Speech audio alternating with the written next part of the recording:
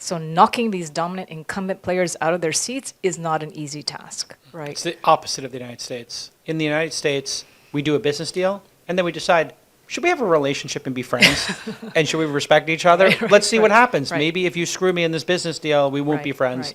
right. Because remember here, Jason, there is so much pride attached to the fact that you have a family business that's been around like 300 years. Right. There's a lot of pride in that. Your businesses have been around 2 years, you're Yeah. nothing, right? So it's this long-term durability, sustainability of your enterprise that's really proof of, oh, you really know how to run your business. It's fascinating. When I started coming skiing here, right after COVID, I was looking at my ski app and I was like, where's the powder? Where's the powder? And I just kept seeing these Japanese names come up in my app at the top. And I looked at it and I said, it must be something wrong. There's too much powder. It doesn't make any sense. Like, how could they even maintain the mountain? And then that's when I fell in love with skiing here. And I made friends with somebody who has a ski resort here who's an American. And I said, after having been to a ski resort a couple of times, we were sitting there, he's a fan of the pod.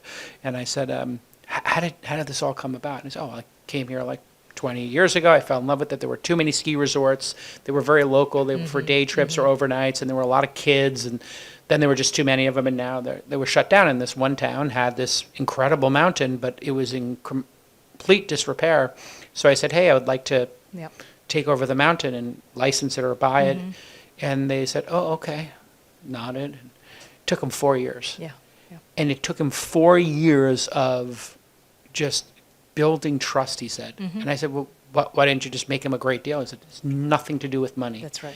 It had to do with, would this mountain being restored here be of benefit to the community?